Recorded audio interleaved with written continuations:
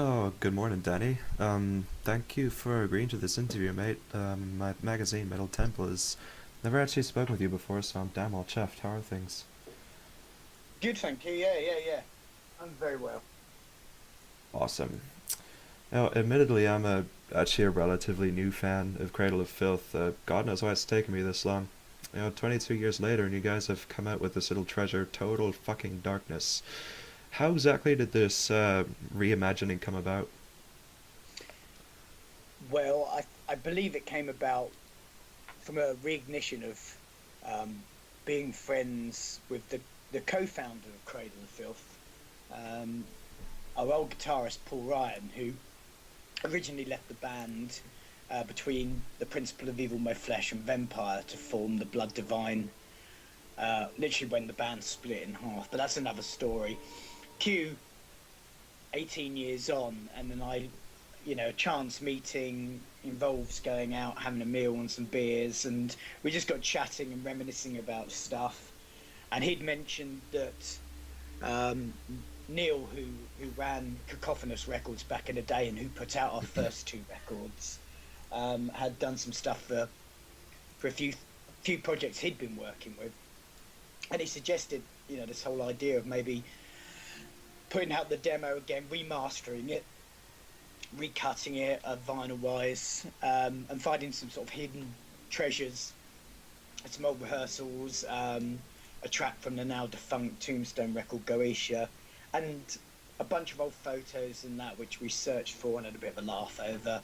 And yeah, just something really that I guess would give the old school fans a bit of a treat and show new people where the band originally came from, and then all in all to coincide it with this year's 20th anniversary for the release of our first album.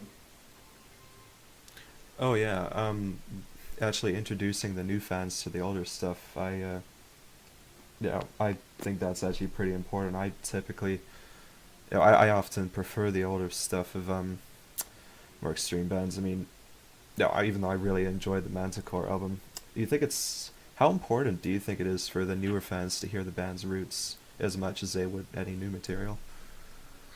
I think it's important. Yeah, I mean, this is where the band came from. It's a very every time I look back on that particular era, it's with like maybe rose tinted spectacles, but definitely with a general sense of well-being and nostalgia. Um, it was a very important era for extreme music anyway, because it was literally just rising out of the underground at that point, and this was really right on the cusp of the second wave of black metal as well. So yeah, it's I think it's important. It just shows the roots, and to bring it up to date with a nice spanking new master. I mean, it's never going to sound as polished as you know more modern Cradle records, just by nature of the beast.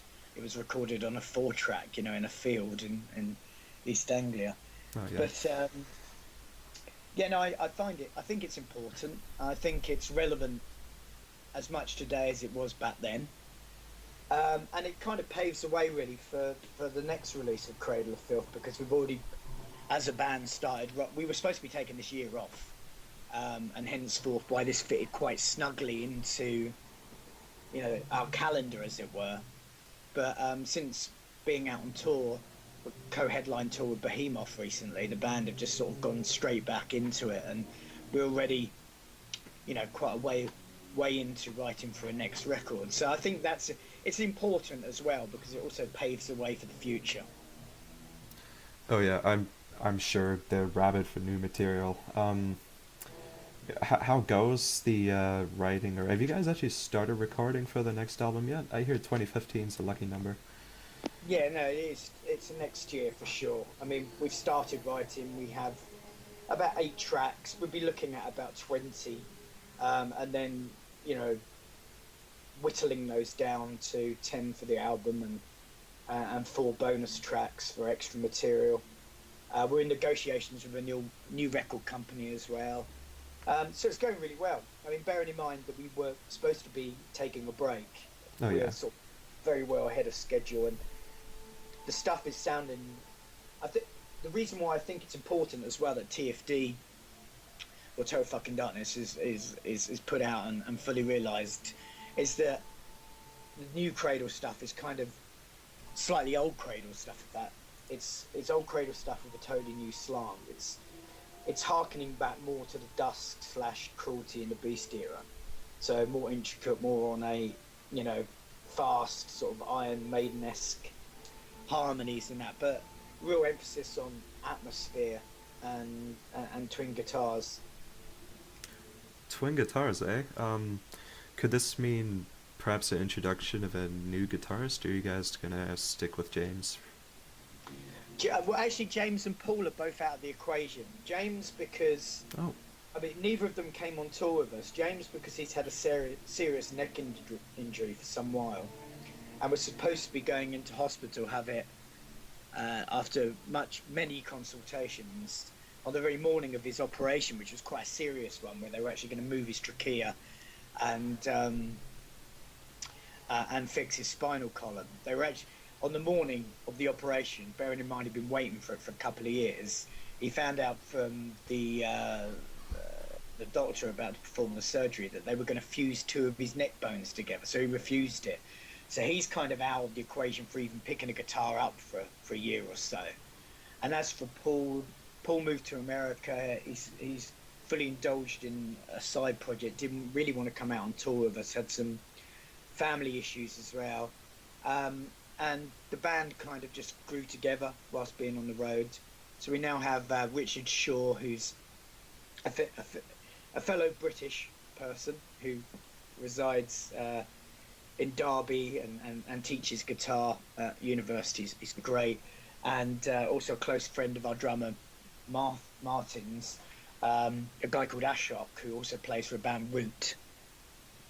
you know, I have actually heard the band Root before. That's quite welcome news.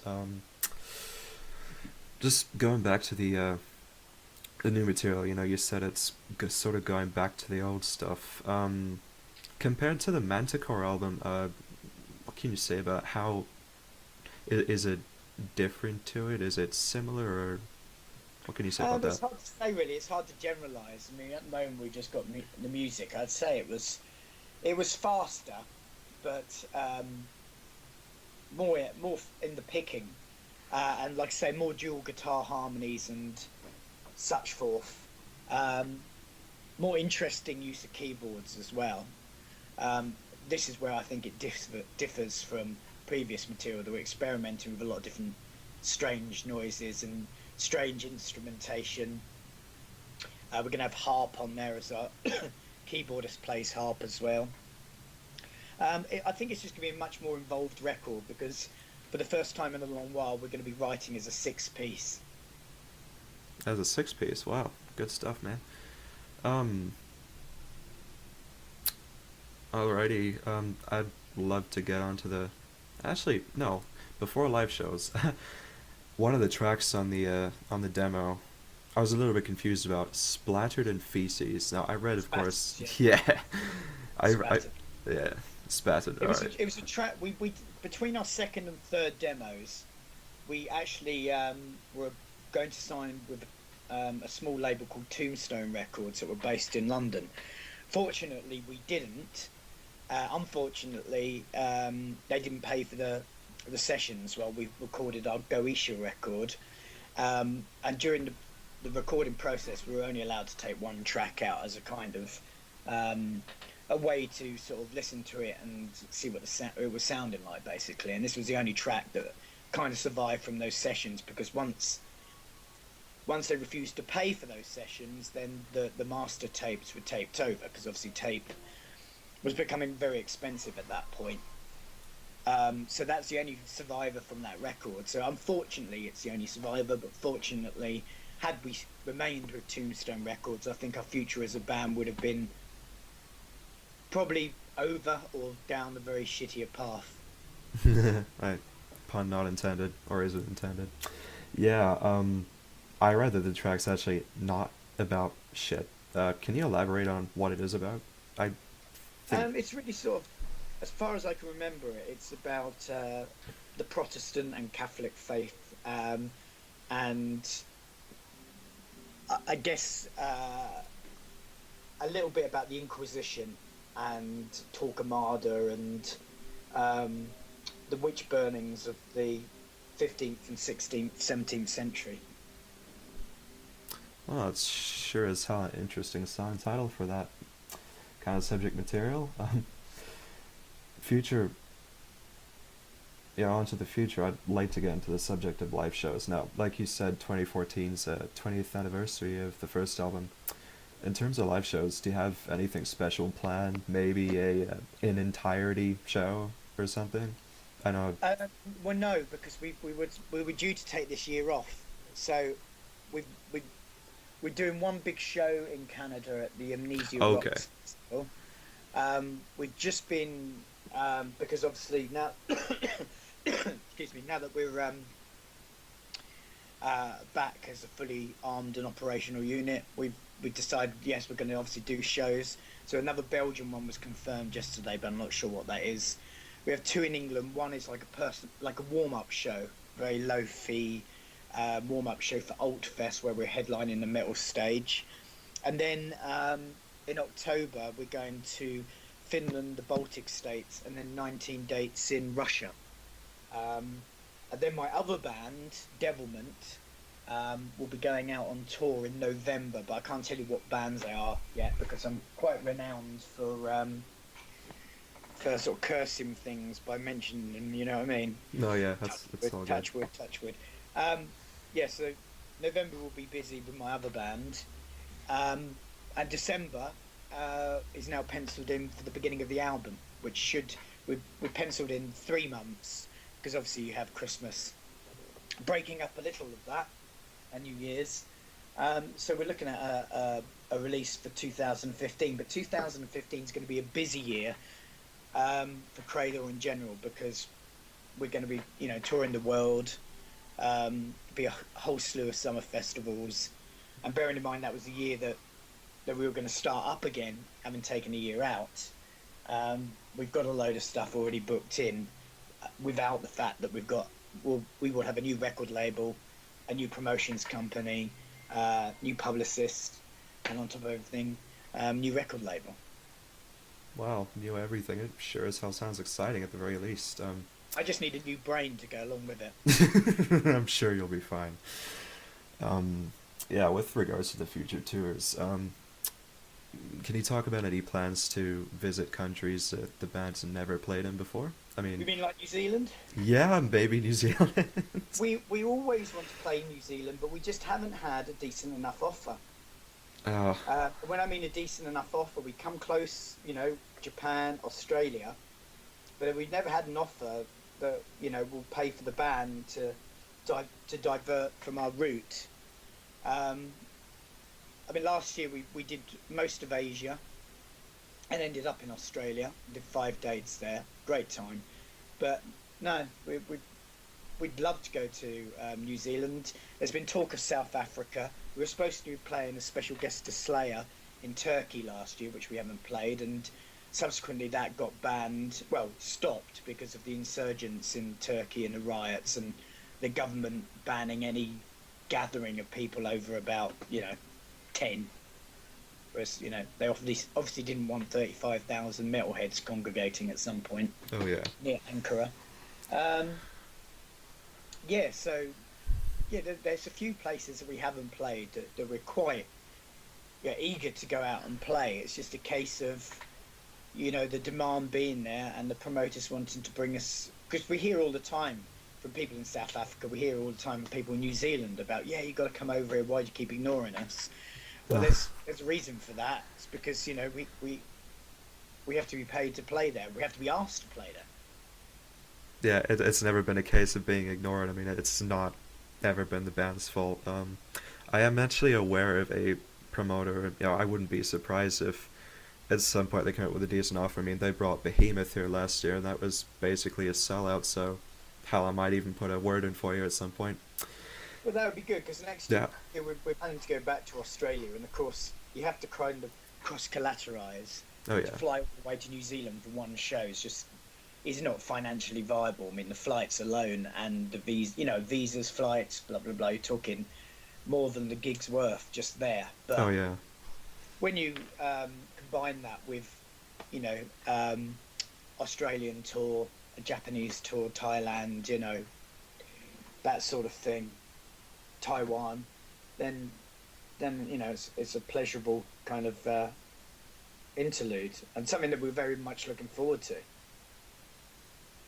Well, here's hoping, and good luck to both of us. Well, thanks. That was actually me. Thank you very much for the interview. It was an absolute pleasure. I'm glad I can now call myself a fan. Do you Good. have any last words you'd like to throw in?